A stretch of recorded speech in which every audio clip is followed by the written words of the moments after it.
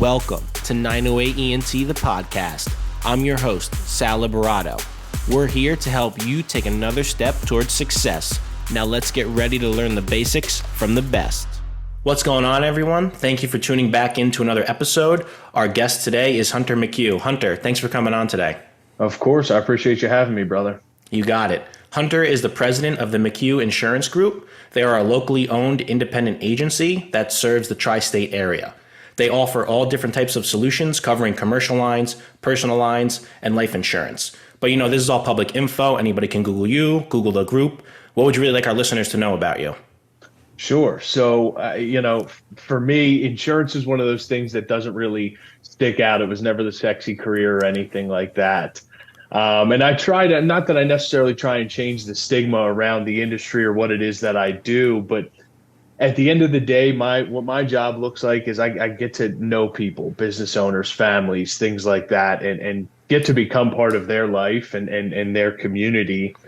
So for me, when I was looking into a career, decided to get into start my own business, it was a matter of, what is something I'd like to do? And insurance gave me a great opportunity to do that. And more so when I started McHugh Insurance Group, part of the reason was I've got a family. We have a 2-year-old daughter at home, and being present is extremely important to me. So being able to spend time with my wife here, my high school sweetheart, who we've been together for a long time, and our 2-year-old daughter, and it's been good, man. So, obviously football was a huge part of my career. A lot of that led to, trying to pursue some competitive avenues down the road. But right now we're happy, man. We've moved back home to Delaware, where my wife and I are both born and raised, started an agency, and got to kind of pick up where I left off when I left town initially and went to New Jersey and went to Monmouth to have the opportunity to do things that I love. So. Yeah, that's awesome. So just to get started here, what are the 3 simplest things that lead to success? Sure. So it's tough, man, right?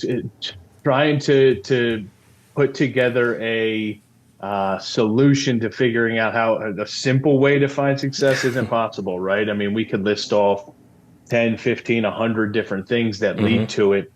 Speaking from my experience and what I've done and been through and what I've seen other successful people do, I think that number one, and this is irreplaceable, this is no matter what, it's the most important part of the solution, is hard work, right? Nothing is going to get done without hard work. And it sounds cliche, but it's not cliche. It's just the truth, right?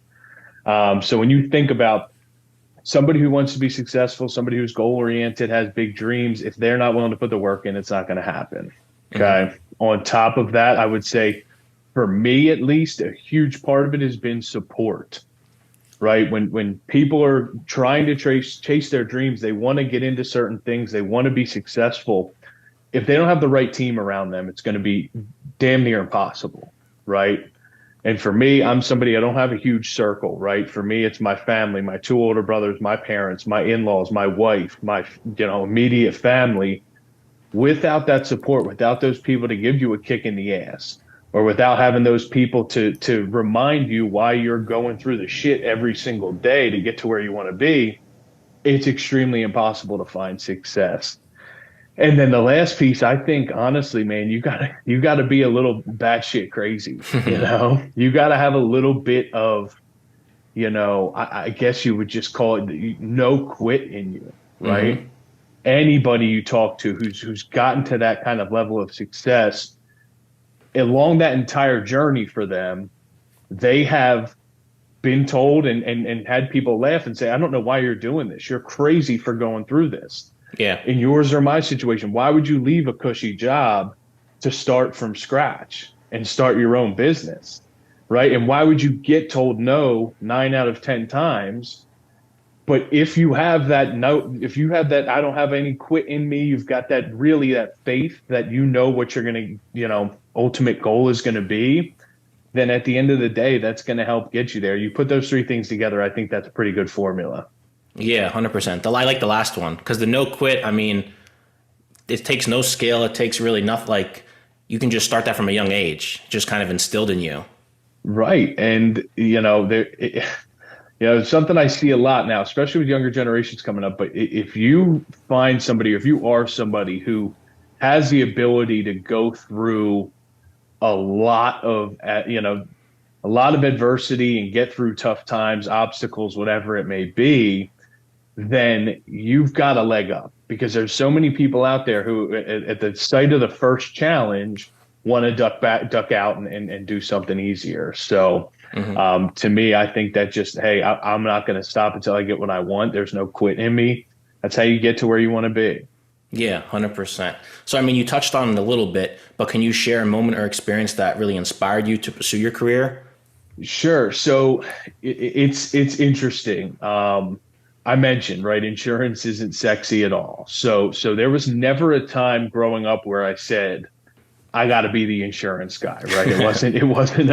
It wasn't a Jake from State Farm commercial that made me Yeah. say I want to wear the khakis and be that guy. Um, for me, it was I wanted a certain lifestyle, Hmm. and there were a handful of things that in my mind and what I envisioned that lifestyle looked like. Part of it was what I got to do every day, right?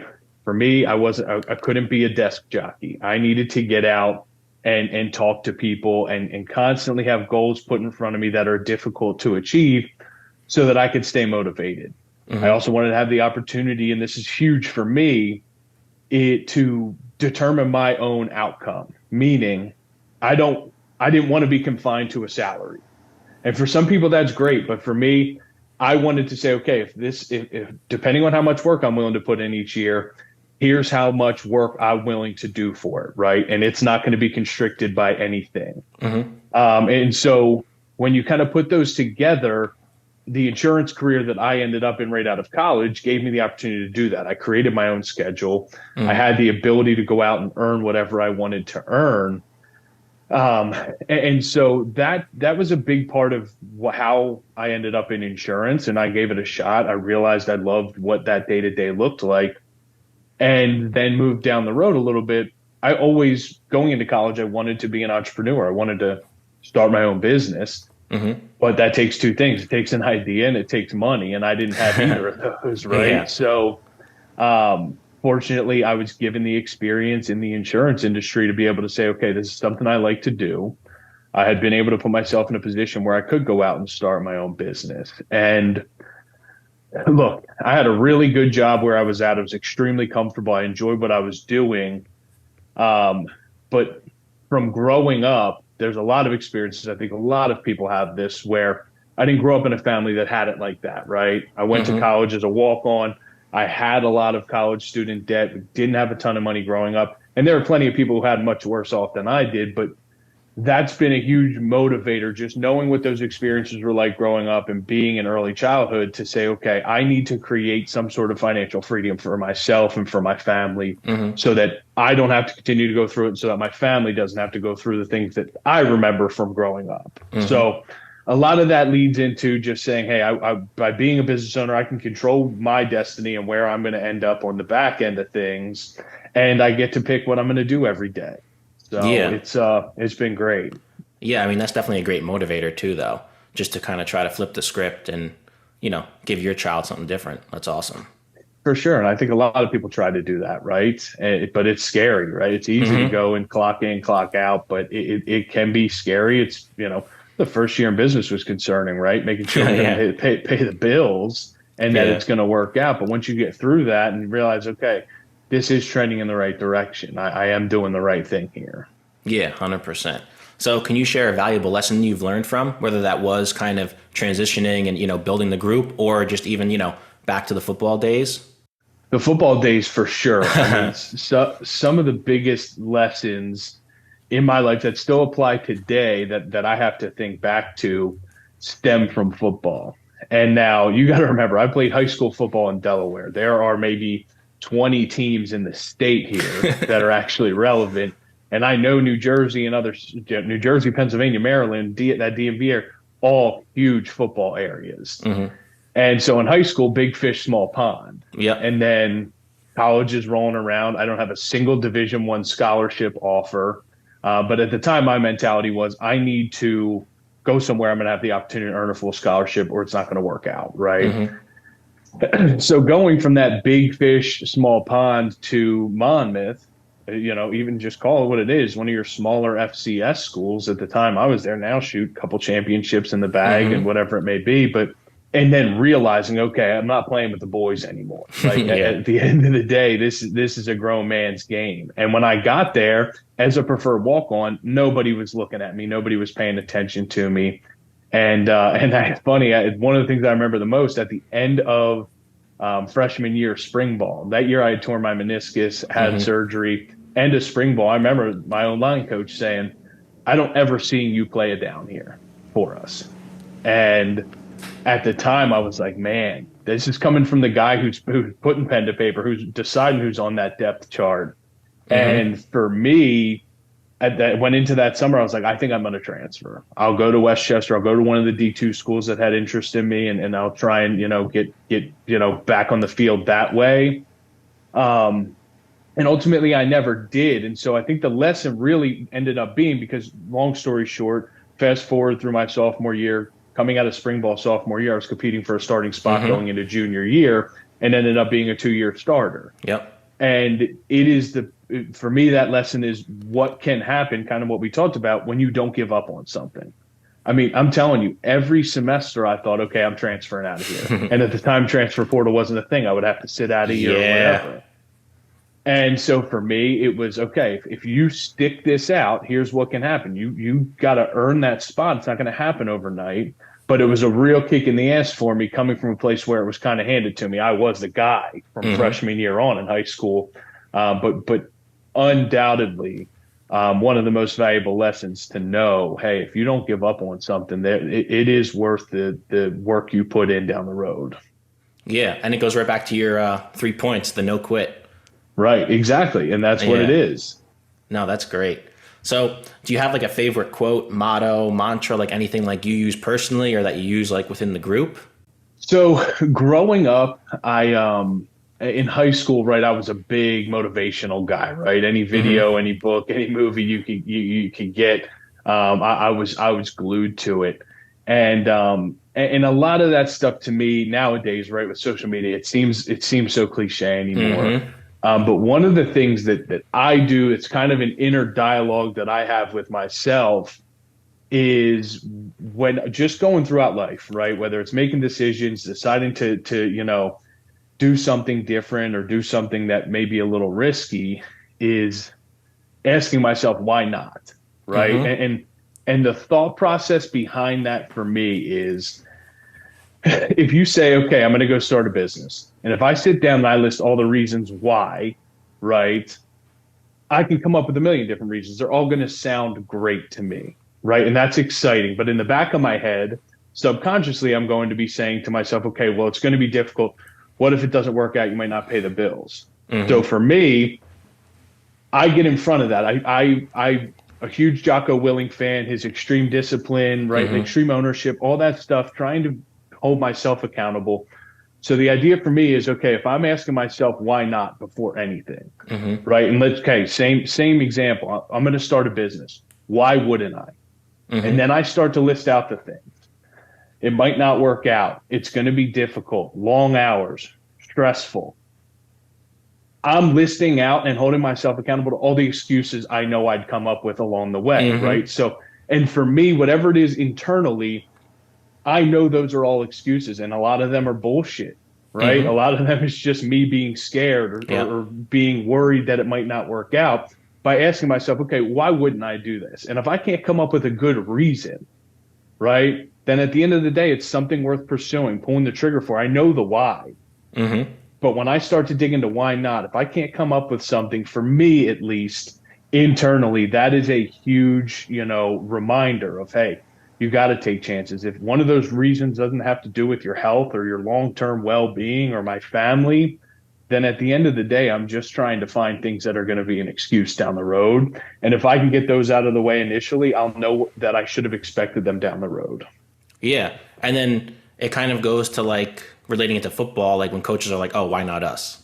So it kind of ties with that. That's it, right? That's one of the Yeah. biggest things. Underdogs, right? I Yeah, yeah, remember yeah. when we had played Liberty, who was ranked at the time. We beat Liberty. We went in, played Coastal, who was ranked top 10 at the time. And it was, why not? We should be in this conversation. Yep. And for me now, one of the ways that translates is as we're a newer firm, but go into these businesses that have been around for a long time. It's not the why. It's why shouldn't I have a shot? Why Yep. wouldn't I be a qualified person to take care of this business, right? And so you're right. I mean, and maybe that's where a lot of it stems Yeah. from. I mean, it's cliche, but it is kind of true. Like, it's a great motivator. So, Yeah, of course. yeah. So, going to our first this or that question. I mean, you touched on it before, but I got to ask it anyway. Does hard work beat talent or talent beat hard work? Yeah, hard work beats talent every day, twice on Sunday, and it goes back to my college football experience, right? And when you think about when I came in, there were guys by the time I was competing for a starting spot who were coming in as freshmen who were far and above more talented than I was. Big prospects coming out of school, guys who were really, really talented. And for me, it was okay if I put the time in the weight room. And for me, being somebody who was relatively undersized, all things considered, put the time in the weight room. And if I was smarter than everybody on the field, I put more time in film, then it was going to be tough to replace me. You know what I mean? And so, yeah. And what's the cliche, right? Hard work beats talent when talent doesn't work Yeah. hard. No, that's the saying, but I left it off just to, strategically to see what people say or what they think. Well, the truth is, even sometimes when talent works hard, right? That's where the difference is how Yep. hard is somebody willing to work. So, yeah, that's my 2 cents on it. Yeah. I feel like almost everybody I've had on has said that hard work beats talent. That's just kind of what they believe or just, what they think. Well, look at the folks that you have on this show, which are great. The interviews have been fantastic, but they're people who are go-getters. They're people Yep. who are the hard workers. You're not talking to, and at the level we played college football, you're not playing with the guys who had it handed to them. They weren't the 5-star recruit who just showed up on Saturdays and had 400 yard games, right? You had guys who had to grind it out, had to earn their spots. Yeah. And that's the majority of people out there. Yeah, 100%. So it ties right in to our next question. What's the best way to overcome an obstacle or setback? I mean, you definitely touched on it about your time at Monmouth, but you can use kind of anything. Yeah, I mean, outside of just having that motivation and being really committed to what it is you're trying to do, when I think about it more so now from a business perspective, when Yeah, it comes 100%. when it comes to setbacks, and a lot of this stems from, like I mentioned, Jocko Willink and his extreme ownership. The first piece is taking yourself out of the situation, right? Removing yourself from it, removing your personal emotions from it, and just kind of looking at it from a 30,000-foot view. It's the best way for me to be honest with myself and say, okay, am I in this situation? Is this obstacle occurring because of something I did? Number one, because that's the best way to learn from it. That's the best way you're going to learn a lesson and avoid those obstacles or prepare for them moving forward. Then from there, second piece, you take that information, whatever you've gotten from it, and analyze it. I'm extremely analytical, extremely organized to a fault. But to do that and then say, okay, now I know what needs to be done different. Here's my game plan moving forward. And then the last piece, as we've talked about, just put your head down and go, right? Depending on what that obstacle is, a lot of times, this is going to be kind of the theme of this episode, I feel like, but it's just go to work. That will make a lot of things better. Yeah, sometimes that's all you need, right? That's right, exactly. So for me, I had a situation, we brought on a client very early on into starting business that we just weren't quite ready for yet. It was a big client. We didn't have the staffing to take on somebody like that had the needs that they had, but it was early on, right? And so we end up parting ways with this client, but that's replaceable. That's fixable, right? I need to hire the right people. I need to put the right systems in place. There's work to be done that can fix that and prevent it from happening moving forward. Yeah, 100%. That's great. So we got another this or that question. What's more important, passion or motivation? I think, I'm gonna ruin the this or that segment right here. Because No, 100%. There's no one answer. So what? To me, those two are the same. And Okay. and here's the way Okay. I look at it, or they're the same, or they're intertwined so similarly. In that, for me, my biggest thing, if you ask my wife, if you ask anybody around me, my motivation is my family. And I'm passionate about being able to take care of my family, being able to have the life we want to have. They are the same thing, right? And so that is my motivation. When you talk about passion, I think it's funny, and maybe this isn't a super popular opinion nowadays, but a lot of people talk about do something that you love, right? And people aren't taking jobs, or they're taking jobs that don't pay them a ton of money because they think it's something they love. Listen, how many guys that we play ball with coach ball? 1, 2, maybe?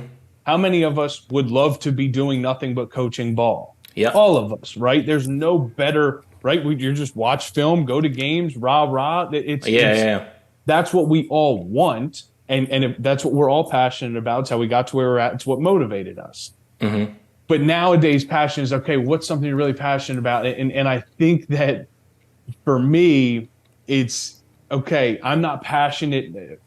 I shouldn't say this, but I will. I'm not passionate about insurance. It doesn't get me going. It doesn't get me fired up. But I am passionate about the people I work with. I'm passionate about small businesses. I'm passionate about my small business and running it and the people that I work with. And so I feel like, to me, the people I work with, the people I work for are my motivation, and they're who I'm passionate about. So, I think my perspective on passion is, obviously, yes, you want to do something that interests you, that you care about, but it may not be so black and white. But to answer the question, I think, in my opinion, they're one and the same. But even like the passion, like you're not passionate about insurance, but you're helping people and you're giving them like security and like all that type of stuff. So that's kind of maybe where that can come from. It's not like the insurance per se. It's like what you do for them, Correct. And that does provide that intrinsic, that value of saying, I feel good about what I'm doing. To be there for a business or a family or whoever on their worst day, when they've got, issues with, whether it be a house or a building burning down, or somebody loses a family member on the life insurance side. Obviously, we can't replace those things exactly the way they were, but without it'd leave people in a pretty bad spot. 100%. So how do you continue to stay updated or learn? I know you touched on the Jocko Willings book, but is there any other books, trainings, podcasts, events that you kind of do? I am hands down the worst book reader of all time. not that I'm illiterate, but here's what I do. If I'm looking in front of me here at the bookshelf, the way I am is, if I get to a point where there's something I want to learn, or I'm at a point where I need a little bit more of a kick in the ass and I'm trying to find some motivation, when I get into that position, I will find a book, something relevant to help me with that. And that book may be 20 chapters and there's only 2 chapters in it I care about. I'm the biggest culprit of going and buying a book and reading maybe 10 to 15% of it and then never picking it back up. At least not until something else comes up and I may need to refer back to it. So I've got a ton of, whether they be sales books, insurance books, motivational books, where I've sat down, read what I've needed to, and will go from, get what I need from it and move on. But another thing I do, and this isn't so much more on the educational side, as much as it is just kind of my day to day, and it's a lot of podcasts, right? I think that's kind of the way of the world. I spend a lot of time in the car, and so when I'm in the car, I've got podcasts going, whether they be some sort of business or entrepreneurship podcast, or some sort of motivational piece. But I'd be lying if I didn't tell you that a lot of what I listen to is like comedy podcasts. For me, I got to keep it light until there's something I need to know. I'll go tap into those resources. But yeah, I mean, that's kind of it for me. I'm not a big here's one guy or gal that I listen to all the time, because I do get sick of that. Right. I think we all, so, but yeah, I try and stay up to date and stay learning, but it's tough, man, especially depending on the career you're in. There's a lot to keep up with every single day. So, yeah. But yeah, even like just like doing your day to day, like you said, like let's say you have a call with somebody, you want to tweak something with the sales side, like that's like continuing to learn in that, like just making like a change here or there, you know? For sure. And one of the, I mean, to not put everybody to sleep here, but there's a lot of crazy things going on in the home and auto insurance world right now, just Yeah. personal line stuff. And so I've had a lot of learning to do to figure out, hey, how do we need to market our Yeah. business to hit the right people, right? Mm-hmm. And to find the right clientele that's going to be worth their time and our time that we can truly help. And so, yeah, I mean, every single day is different. There's something comes up, Yep. and I am a huge believer in you don't know what you don't know. So when those things come up, it's important to take advantage of that learning opportunity. Yeah, 100%. So as we come to a close here, what would be one final piece of advice you would give our listeners to help them take another step towards success? So I think there's a couple things that kind of go into it, but the first thing I would say, and this is really based off of my recent experiences in making a jump, leaving a company and starting my own business, is knowing that there's no right time to do something bold. You know Yeah. what I mean? Even with starting a family, there's no people say, well, we're going to wait to have kids. We want to have kids at this time. There's no right time to do those things. It's just a matter of deciding, okay, I've got enough guts at this point in time and I'm going to go do it. Okay. And for anybody else who's listening, another piece that I think is really important. I talked about this a lot when I was in a hiring role prior to starting a business, but it is so important to figure out what it is that you like to do and kind of going back to passion, but figuring out what it is that you find enjoyment in, not so much in the most common sense of what area of expertise, but when you're trying to figure out, hey, what do I want to do? What's going to be fulfilling to me moving forward? It's find what you like to do. What are you naturally good at? For me, I love talking to people. I am extremely extroverted. I love to be out and about and talk to people. I'll talk people's ear off. We'd have an hour and a half long podcast that you'd have a nightmare editing given the opportunity, right? But if you take that 30,000-foot view and you say, okay, here's what I like, here's what I'm naturally good at, whether you're extremely organized, extremely introverted, you're good at things naturally. Everybody's got natural talents. Find out whatever that is and find a way to make it work for you. Right? It really is, something that now the world we live in, everybody's got the ability to do their own thing. There's so much opportunity out there between social media and just, the idea behind people starting their own business and becoming entrepreneurs and starting that journey is find what you like to do. What do you find enjoyment? What comes easy to you and take advantage of it. Yeah, I mean, that's great advice to close out the show. So thank you, everybody, for listening. If anybody wants to reach out, feel free to connect. And then what's the best way to connect with you if anybody wants to connect? Sure. So we're on just about every social media platform, McHugh Insurance Group, MCHUGH Insurance Group. You could find us on Instagram, Facebook, TikTok, you name it. Yeah, and then I'll put all the links in the show notes below so anybody can click them. Right on. All right, awesome. Thank you, Hunter. This has been great. Of course, I appreciate it, Sal.